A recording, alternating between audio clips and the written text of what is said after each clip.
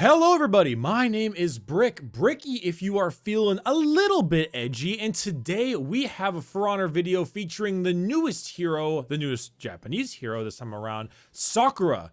But I don't actually think they're called Sakura, I believe they're called Hitokiri. Vortiger is the leader of the Black Prior, but they're called Black Prior and Urzabet. I believe Sakura is the leader of the Hitokiri, if I'm pronouncing that right and I got that all correct. Point being, we are playing the new For Honor hero today, and I do have to shout out a good people known as the people who make this game, Ubisoft, because they are sponsoring this video for ya boy, even though I probably would have played it anyway. It's a very simple deal. They are sponsoring this video, and they have allowed me to play Hitokiri early before it comes out and everything, so I can try them out a little bit and give it a little bit of a feel for, and of course show you all, because that's the whole point of the video. Now, if you want to play Hitokiri or Sakura and also want to play Vortiger as well as the new Viking and Wulin heroes 7 days before they come out, you can go ahead and check out the Year 3 pass for Honor. It allows you to play Sakura, which is right now, 7 days early, and you'll automatically get Vortiger as well, and the next two heroes coming up as well. It's like a little pass that gets you all 4 of the new heroes and allows you to play them a week earlier than everyone else. And if we're maintaining the edginess level, because obviously Black Prior is just a tad bit edgy, just a little, a teensy tiny bit, and now we've got Sakura, which looks like that, then we're gonna have some pretty edgy Viking and Wulin heroes. And so if you want to be Year 3, Year of the Edge, you can go ahead and check out the Year 3 pass for Honor. Also, I would ask that you check out the top link in the description, because that will give you each and everything you need to know about the game in its current state, Year 3, some backstory on Sakura as well, and so on and so forth. So go ahead and check that link on the way top of the description. And I'm going to show you a little bit of Sakura before we actually get into gameplay. So right now, this is just a special outfit. Normally, they don't come super pink like this. Normally, they look like this standard, right? I give them this nice little pink look because I thought pink looks cool. This is their general standard look. They have this cool mask on. They are, of course, not only female, but also male-based. So you can have a little bit of variety there, as with your usual things like skin tone, ornaments, and such. Ornaments go on the shoulder, just so you know, for any of you fashion experts out there. There's a couple ones I like a lot. I like this one because this has a very like, can I speak to the manager? I am the manager. Kind of look to it. I like that one a lot. I also like this one. It's pretty creepy and edgy. However, the account they provided me with had a bunch of scavenger crates, and since everyone is rep 10, I got a chance to get a whole bunch of the high level gear. And so here is my preliminary fashion Sakura character that I have created. They're pretty cool. They're really cool. So this is what you can expect on a high level fashion. They are very badass if you give it a good look, and it's not even close to how badass as it could be. Some of these axe heads, like, look at this, are insane looking. I love some of these ones. Primarily though, and dare I say, see, I like Aramusha because I like all the like the Yakuza looking tattoos he has on him. She also has a decent amount of that going on with her. Some pretty solid tattoos. I like this chest piece quite a bit as well. I think I'm gonna go with this chest piece. I like this one a lot. Nah, I'll keep this one because it's a little bit more artsy. Same thing with the arms. They're spiky, but they have cool tattoos as well. But dare I say, this character is actually kind of good looking. Got a little bit of, you know, a little pretty, which is surprising. There's some really interesting masks. That one, this giant nose one, is just hilarious to me. But besides that, there are some legitimately really good masks along with this one. Like that one right here. I like this one that has some like scarring across her face. And my personal favorite is this one because she's got that crazy like removed right eye and some tattoos on her face. And like I said, dare I say, kind of good looking. I'm really impressed with how this character turned out. And you got this one, of course, and a couple other really interesting ones. This one reminds me of Dark Souls, but I don't remember what character particularly. But there is some fashion to be had here. Absolutely. And especially when you, especially when you go ahead and make your way over to the male version, because he also can look pretty nuts with how he kind of comes out. I like, damn. Look at that dude. Okay, so I just finished a little bit of training with the new character. And so I guess we're just going to, because this is the first time I'm using this new account, so I guess they're throwing me into a standard AI duel. And obviously I can only fight AI right now because it's not live or anything. But I've put a little bit of training into the character and I'm learning more about them. They're definitely very based around things like, well, there's a little bit of that, but they're definitely based around things like charge attacks. So, for instance, they have a thing where they can do a never-ending heavy combo. Just like that. Pretty cool. Lots of never-ending heavies. And they've also got a thing where when they do their first kind of heavy attack, it becomes interruptible. Like that. They have a special stance, and from that stance, it allows for interruptible attacks. Also, I'm sure some of you may have wanted to see an execution, so there's one of them. So, for instance, if you do a light, your second light will be uninterruptible. You do a light, your second, I think you can do a sweep that is uninterruptible. You do a heavy, then a light, it becomes uninterruptible. There's a lot of uninterruptible abilities. It is Mugen Ryu, I believe it's how it's pronounced. And so pressing it initiates the Mugen Ryu. And you can do an endless one like this by maintaining it, but using an RB, a standard light attack, will do, I believe, a 400 millisecond light. So let me go ahead and give it a shot. So RB, boom. See, bop, oh, hold up. Bop, uninterruptible. Hit me again, real quick. Bop, uninterruptible. I'm pretty sure those are 400 milliseconds, but I could be wrong. And then you have your never-ending heavy chain, just like that. So it's pretty interesting. Let me go ahead and do another execution for y'all. Bop. Let's try this one. Oof. I can just kind of slides. Also, the character, if you can't tell, has this very, like,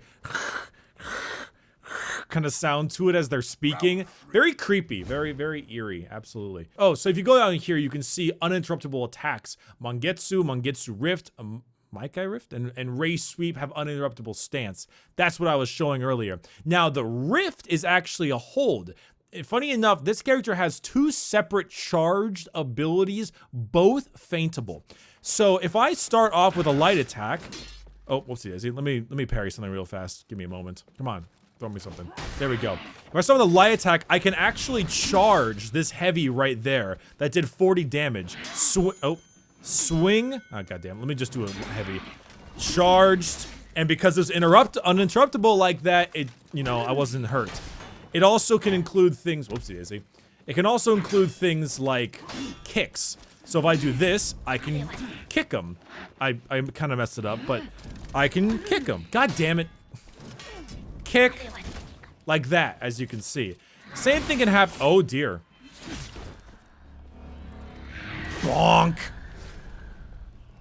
Same thing can happen if you charge it. You can actually charge your kick as well, which allows you to either charge it long enough to where it'll stop a sweep, or sorry, not stop a sweep, but you can cancel it to make them dodge, or you can turn it into a sweep. Now, you know me, you know how much I like doing duels in most of my stuff. You know how much I love dueling, but here would be a good time to show off a little bit more of the character.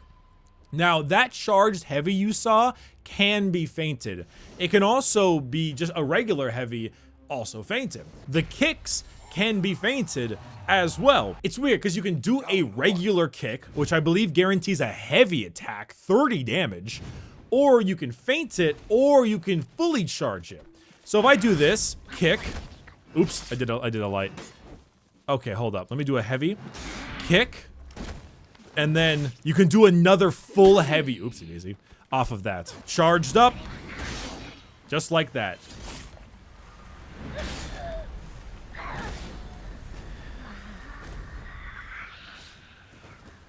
Lots of creepy sounds like that, as you can tell. Let me show off a little bit more of the kicks if I get the opportunity to.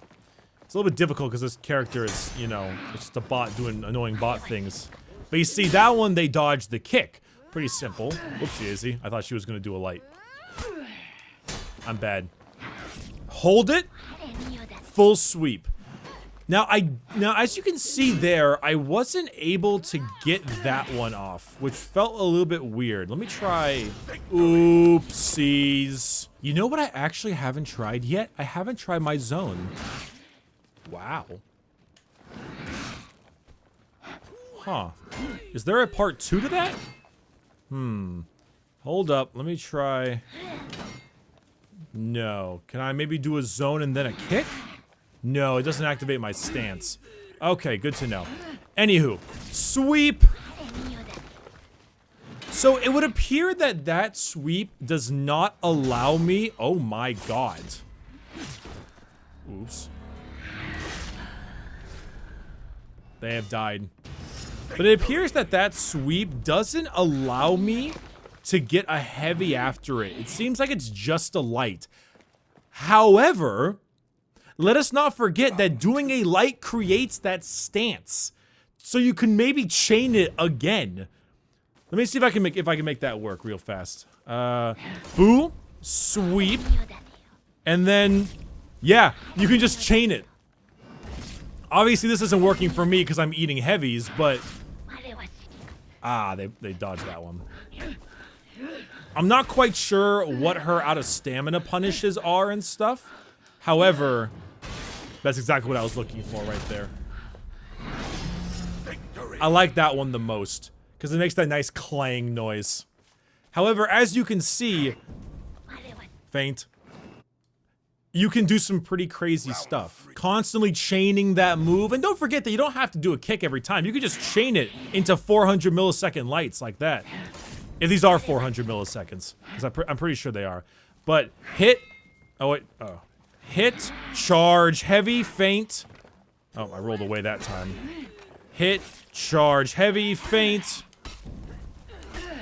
Whoopsie. Sorry. My bad. Hit.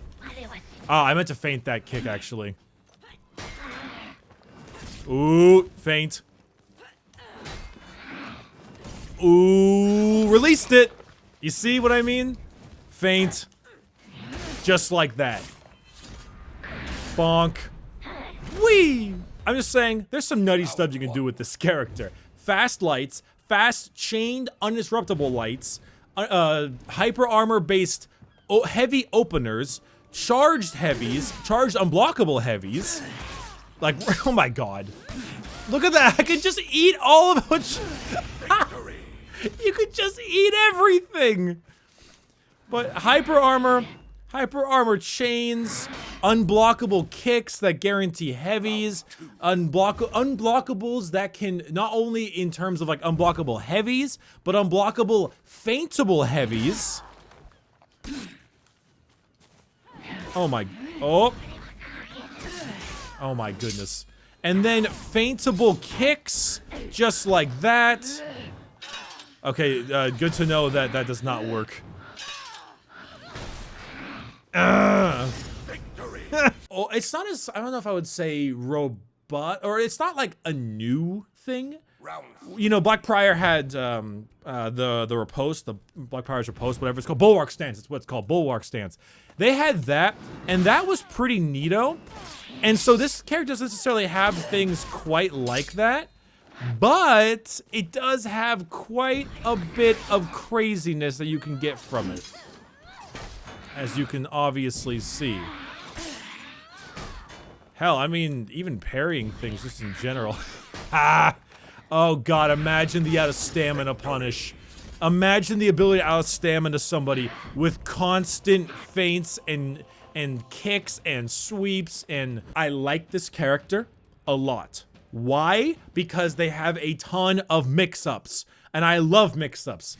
I seem to be the only guy who really likes fighting Shaolin because I like mix-ups. I think it's fun. That's the thing, is that it's all mix-ups, and you have a lot of very strong offensive options.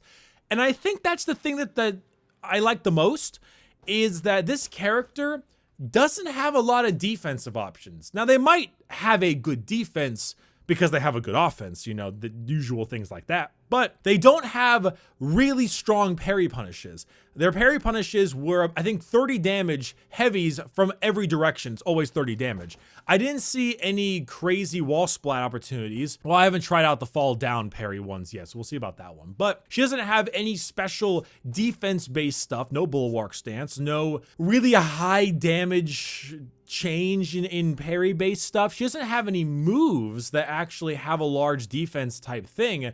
She just has a lot of really strong offense, and I'm pretty all right with that. She's got powerful kicks, lots of hyper armor, and lots of offensive mix-ups.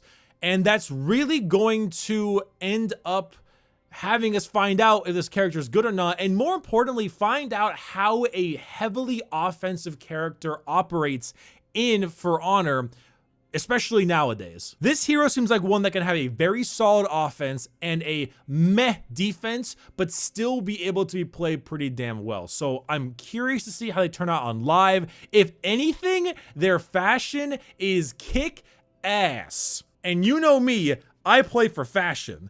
So excitement awaits. So thank you everyone very much for watching this video. It was of course sponsored by Ubisoft. Do check out the description if you're curious about more regarding the game, the year 3 pass, or just lore on Sakura to begin with. All right everyone, my name's been Brick. You've all been beautiful people and I can't wait to take some of your heads.